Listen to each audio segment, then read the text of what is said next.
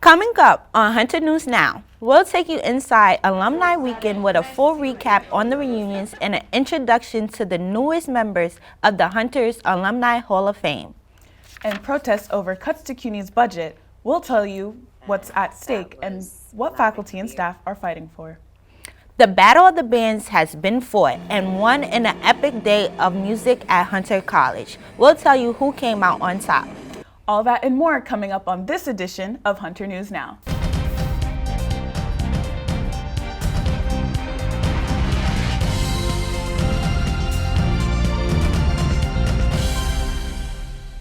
Welcome to our third edition of Hunter News Now. I'm Asia Beal. And I'm Reagan Grant. The mayor's office announced its 2026 preliminary budget, and it includes nearly $1.3 billion for CUNY, but that's $85 million less than last year. These budget cuts come as fears grow that President Trump will slash some of the $1 billion in federal funding that CUNY received last year. Nearly $700 million of that goes to research, and the rest goes to financial aid. CUNY's union, known as PSC, and member professor Anna Singh Park are actively protesting the budget cuts and fighting for increased funding. Tax the rich, tax the mother rich. And that was loud and clear, and that was resonating from all sectors. It wasn't just, our union or WGA or, other unions. It was coming from everywhere. According to PSC President James Davis, the budget cuts mean hiring freezes, fewer courses, and bigger classes at a time when CUNY needs more, not less investment. To have all the programs that we need all the funding. And that means we should be doing the opposite, right? We should be funding more during these times rather than cutting. More than $100 million of that funding could be reinstated thanks to proposals from the New York City Council. Governor Kathleen Hochul is also proposing an additional $600 million of funding to CUNY to cover infrastructure projects and free community college for students over 25. Almost half of students transferring from CUNY community colleges to senior colleges lose credits, costing them thousands of dollars in extra tuition. But thanks to the CUNY Transfer Initiative, also known as One CUNY, the transition will now be seamless. At Hunter, the ratio of transfer to non-transfer graduates is almost 50-50. This initiative will make it easier to transfer between CUNY colleges and help students from community colleges start as juniors. Hunter's provost says this is one of the many areas improved for student benefits. We're focusing on all students and trying to find out what are the resources they need in order to succeed here, in order to want to stay at Hunter and graduate from here. The Transfer Initiative team has already developed transfer paths for popular majors such as biology, computer science, and many more. Transfer students can expect to see this seamless transition this fall.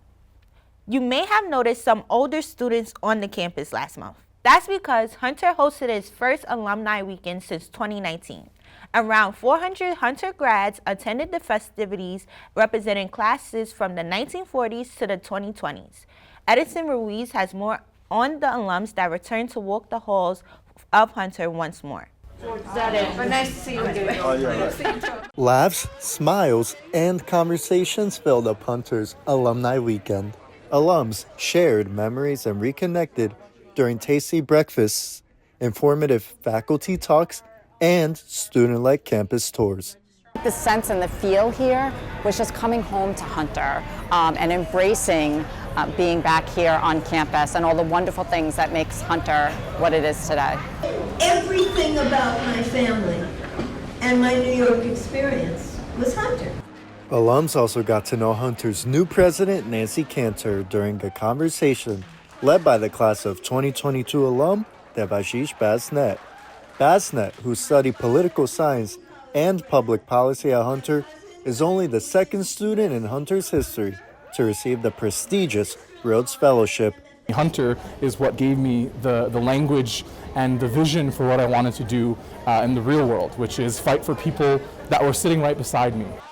Alums ended the day by gathering in the West Lobby for a dessert reception featuring a jazz pop combo performance led by Director of Jazz Studies, Professor Ryan Kebril.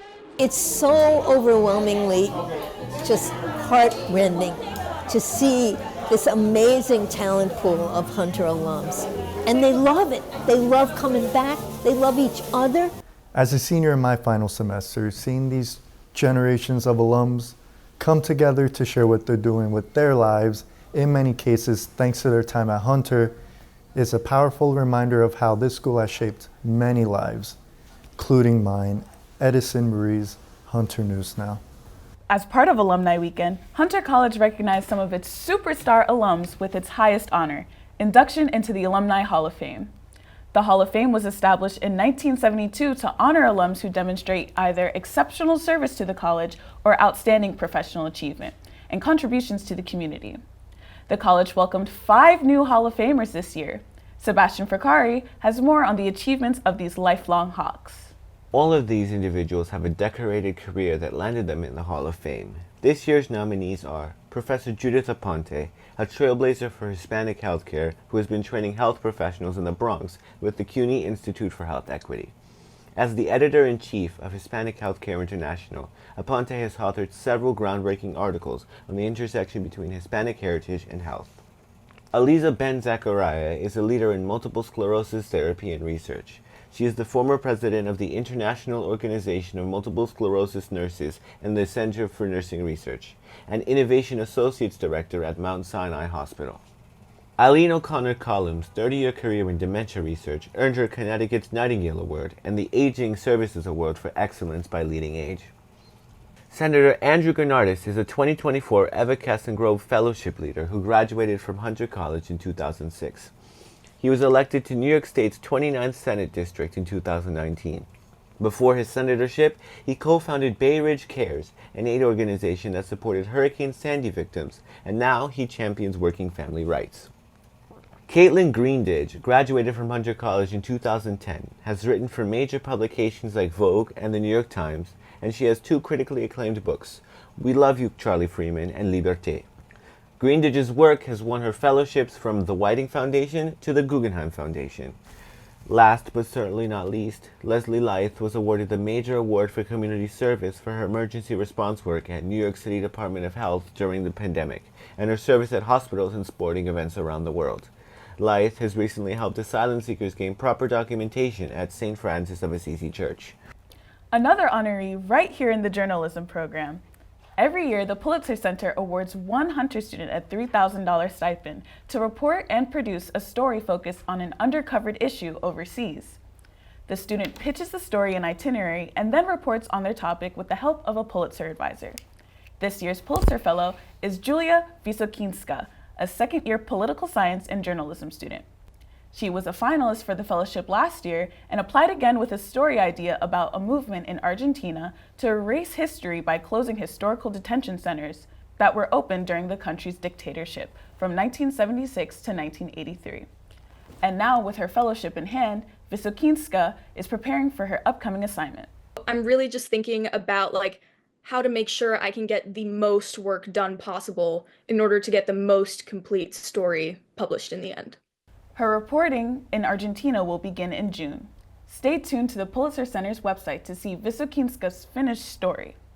Coming up on Hunter News Now, we'll sit down with one of the key student leaders who's been working closely with the administration to advocate for student needs. Over the past 3 years, she served as a student senator, cultural affairs commissioner, and now the undergraduate student government president. That's right, Asia. We'll be speaking with USG President Ariadna Pavlidis-Sanchez about her experience leading the student body and her vision for enhancing student life here at Hunter. Stay with us.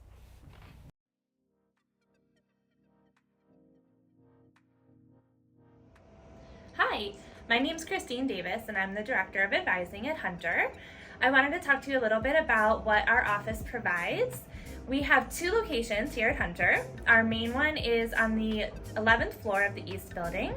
We also have a student center on the 4th floor in room 417 of the West Building. Most of the appointments you'll make with your advisor will be on the 11th floor of East, but our student center on 4th floor West is a great place to go for quick questions and drop-in. You do not need an appointment, so please feel free to visit us there for anything we can help you with. You should try to meet with your advisor at least once a semester, although you're not required to.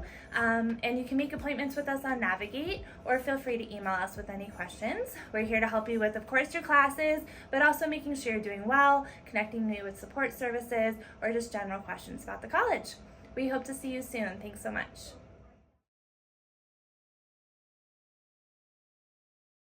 Welcome back. Hunter's undergraduate student government is responsible for the protection of students' rights, welfare, and involvement in curriculum and school policies.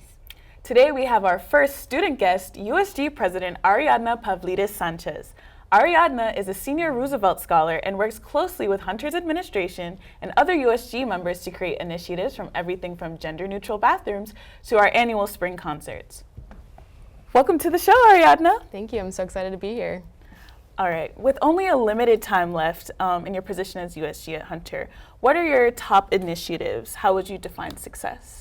Yeah, so I started my role back in July, so I'm nearing the end of my term. And right now I'm really focused on completing all the plans that we had set forth in the fall semester.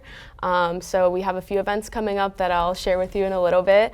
And we also have a few projects that we're working on, such as the renovation of one of the spaces in Thomas Hunter Hall that we're hoping to open up at the end of this month. Oh. How has it been like working with the new president? Yeah, so with any new person coming in, it's always a little nerve-wracking, wondering how they're going to be, but we've been really lucky with President Cantor. As soon as she took office, she immediately met with student government representatives to make sure that she had an idea of what students were concerned about. And she's really taken action for most of the things that we've asked her for. For example, the gender-neutral bathrooms that you mentioned earlier. We told her that was a problem, that we needed more on campus, and as soon as we had that meeting, she put in plans to start finding spaces for gender-neutral bathrooms on campus. So she's been extremely receptive to our feedback, and we're really grateful for it. All right, awesome. And as we undergo an era of mass deportations under President Trump, how has USG been working with the administration to protect undocumented students? Yeah, I mean, it's definitely a scary time in the country right now, and we're in the school, so it's a very micro level of what's going on. But we've been talking with the administration to make sure that students have the resources they need on campus. For example, the school has recently opened up an Immigrant Student Success Center, so any students concerned about their immigration status or that they need any resources can go right there to get information and legal resources or anything they need.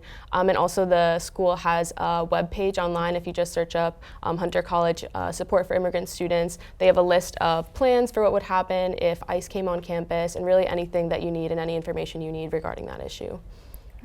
That's very informative, and it's nice to know. Yeah. So in the midst of such a stressful time globally, what are some things USG have planned and organized for students to have a little reprieve and, unwind? Yeah. So outside of the advocacy that we do, we plan a lot of fun events on campus. Most recently, we had Build-A-Bear Workshop come and do a workshop with students where they got to design their own t-shirts. Last semester, we had a matcha making class, which was really fun. We also do a lot of club collaborations throughout the year. So most recently, we had an iftar collaboration with the Pakistani student organization. So a lot of different things just for people to eat food, do something fun, and just unwind in the midst of all this chaos. All right. Awesome, awesome. Thank you so much, Ariadna, for joining us today, and thank you so much for all your hard work. Thank you. Coming up on Hunter News Now, it's time for the sports report and the latest on softball and men's volleyball. And you'll meet this week's scholar athlete who is leading the women's softball team in her final year on the field.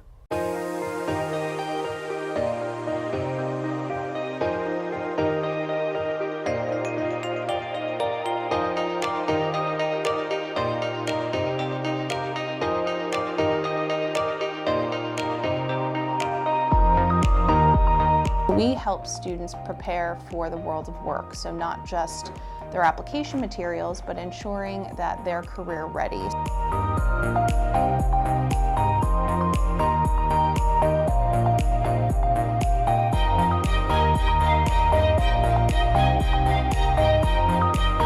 And providing resources to help support them develop those skills, so by the time they enter that workforce, they're not behind, right? There's no deficit.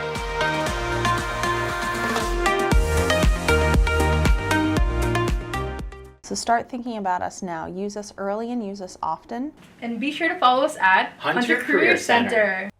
Welcome back, everyone. Spring sports are in full bloom, and here to bring us all the action is our sports editor, David Horn. Thank you guys for having me. The Hawks have an exciting week coming up, but first I got to get you caught up with the previous 2 weeks. Well, the men's volleyball team finished up the regular season with 3 matches against some tough CUNY competition. The first and hardest matchup was against their arch rivals Baruch College Bearcats. Playing on the road, the Hawks fought hard in the first set, grabbing it 30-28, but they ended up dropping the next 3 sets and losing 3-1. The Hawks got off to a slow start in their next home game against John Jay as the Bloodhounds won the first set. But then the Hawks bounced back thanks to their star outside hitters Kyle Foley and Ahmed Mohammed, who together racked up nearly 30 points. Then, in the last regular season game against Brooklyn College, the Hawks honored their 5 graduating seniors with an emphatic win in 3 sets. With that, Hunter finishes the regular season with 12 wins and 2 losses in the CUNY Conference. That was good enough to give them a bye and make them the number 2 seed in the CUNY tournament. They will play the number 3 seeded Brooklyn College in the semifinals on Thursday night at 6 p.m. at the Sportsplex. If they win in the semis, it's on to the championship game on Friday night, also at 6 p.m. again at the Sportsplex. So make sure to come and show your support for the men's volleyball team. Go Hawks! Meanwhile, the women's softball team had a tough time dealing with some non-conference opponents, dropping a couple games in a row. However, CUNY action opened up on Saturday as the Hawks took on the Lehman College Lightning at Randall's Island.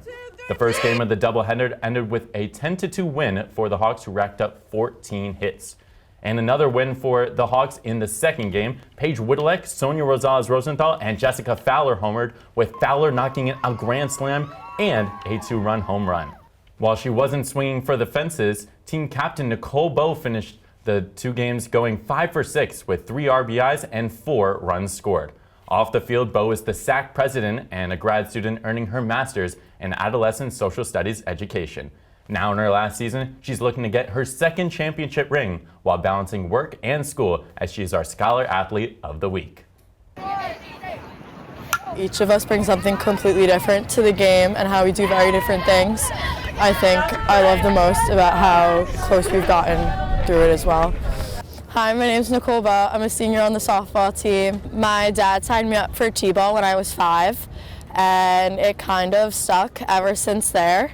There was a field 3 blocks away from our house, so it was quite an easy drive or an easy walk whenever he was mad at me. My sister has probably inspired me the most to play softball. I think that we bring very different things to the game of softball. We both played different positions growing up. And I think we also go about things very differently, so it's nice to see how we've built that connection through this as well. At the time, Coach Maroney was recruiting me, and so that's why I wanted to come here. He came to, I think, 11 or 12 of my games when I was in high school, and it felt like a family here. Like, he felt like he really cared about me. I was in touch with a lot of the other girls after we all committed after May 1st. Academically, I think that this is one of the best schools. It's so diverse, and I don't think I've had a similar experience to anyone else that I know, and so I think it's been really great here. I'm going to school right now for adolescent social studies education. I graduated last year from undergrad, and I'm in my grad program. I came back here because I made a promise to Paige, Jess, and Liv that we would finish out our 4 years together.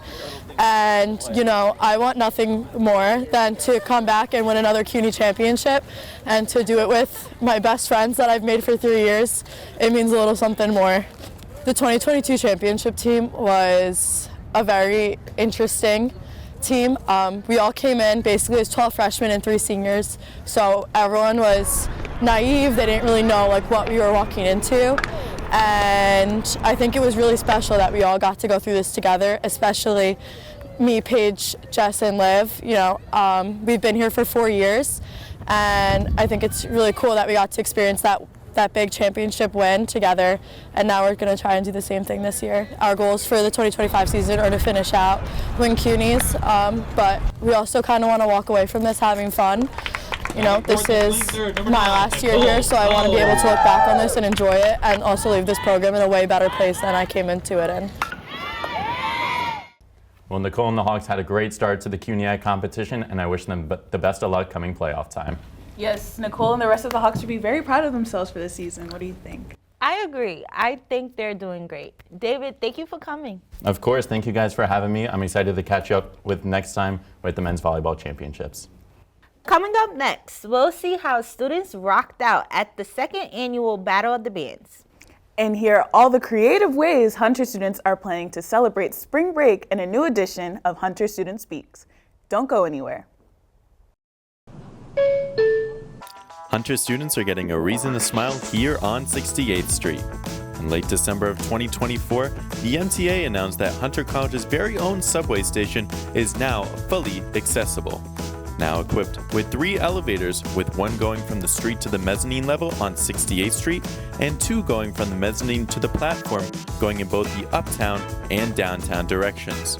What's more, there's a new seating area outside the West Building, and the MTA upgraded platforms and extended the mezzanine, improving passenger circulation with new entrances, reconstructed stairs, and installed better signage. The construction is finally complete after a number of years and provides a much safer travel for the disabled, elderly, and families. In addition, the station spotlights the artwork of Hunter alum and professor Lisa Corrine Davis, who graduated from the MFA program in the class of 1983. Take a swipe on your MetroCard and check it out today. Welcome back, everyone. It's time for our arts report, and for that we have our arts editor, Bridget Ceballos. What's new, Bridget? Thank you guys for having me again. Well, we have some big news in music. WHCS Radio, also known as Where Hunter College Speaks, hosted its second annual Battle of the Bands in the Thomas Hunter Game Room. The station invited local bands from across the city to Hunter, giving students a chance to experience live music for free. In a night of music ranging from indie rock, pop, and metal, 5 bands battled it out to see who can earn the loudest cheers from the crowd. The first band to take the stage was Mother Cabrini, an indie rock group that had students moshing and rocking out all night.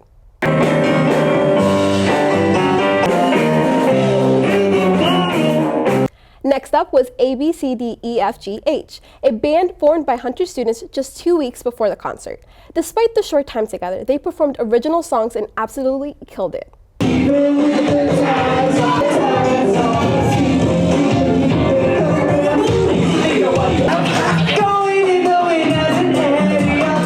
Attic Ivy followed with an all-instrumental set featuring guitar, bass, and drums. Their performance had the crowd on their feet, rocking to some sick tunes.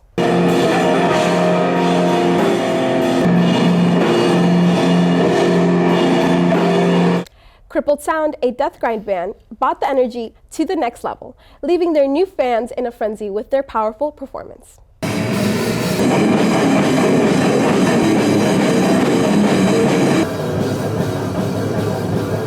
Finally, Pawn Promotion closed out the night with an unforgettable set.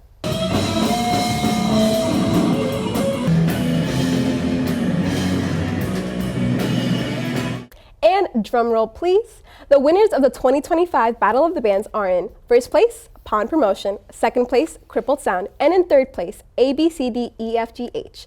For Pawn Promotion, it's all about the audience. You know, you got to walk in with the mindset of, hey, I'm here to entertain and work with the crowd, you know. You're not bigger than the crowd. If anything, the crowd's bigger than you. A huge thank you to WHCS Radio for hosting this incredible event. And a huge congratulations once again to Pawn Promotion on their first place win. Speaking of Pawn Promotion, the band is managed by none other than Sahar Nadi, a senior at Hunter College with a passion for music management. Nadi has been, let's just say, instrumental in the band's success. And if that wasn't impressive enough, she's also our Scholar Artist of the Week. Why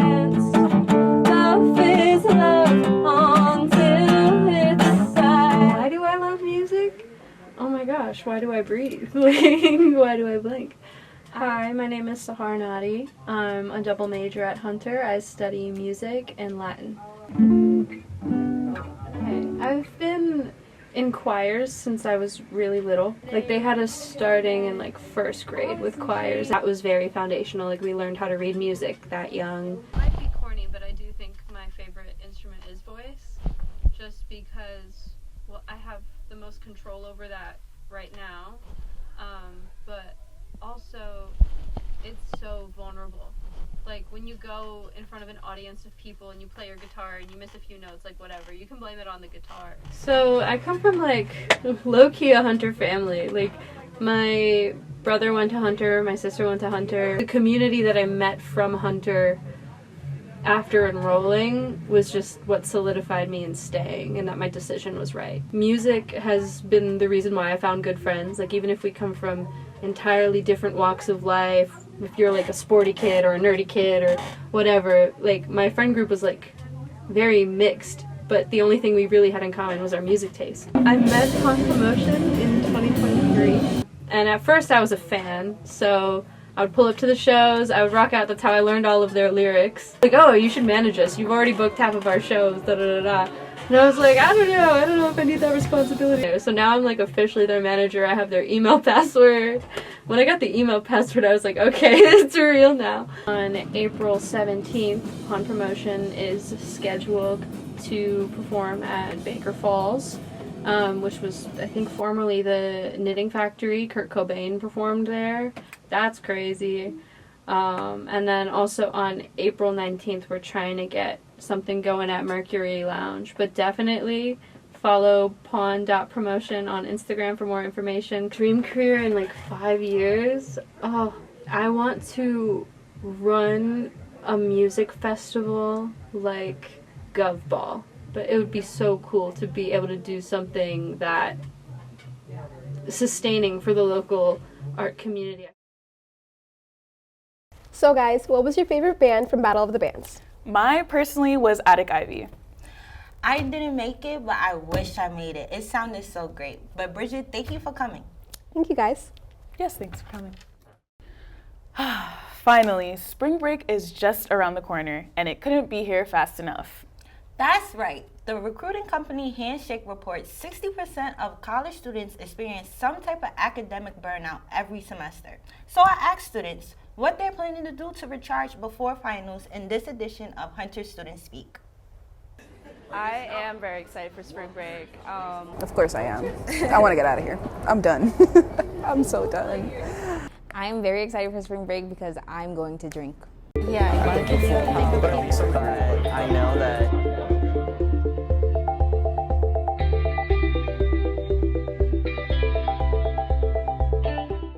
I am excited for spring break. It's a well-needed rest. No classes. I just want to sleep in all day, every day. I've been swamped with schoolwork, and like spring break is just gonna be like, it's gonna be a break. Like I'm gonna catch up. I am going to the Bahamas with my family, right? It's so fun. I'm so excited. I actually get to go on a family trip with my sisters and my mom to Japan. Maybe I might be going to Italy. Feel me? That's gonna be type calm. I'll bring you back a pizza. I plan to drink a lot. We're gonna go to I think Universal Studios over there. And then soberly go onto the beach and chill and suntan and eat really good food. My friends were like, let's go to Puerto Rico. I said, with what money? I think concrete, mostly relaxing, maybe hanging out with a friend or two. My lovely bed calls for me mostly. I think they should make the break earlier. This spring break needs to be earlier in the year. I feel like everyone would agree they would want at least 2 weeks off. There's no way we have it and then 2 weeks left. At that point, what's the point? I love all of y'all. I hope y'all have a great spring break. I hope y'all don't get too crazy, feel me? But have a little bit of fun, relax, enjoy your time. Yeah.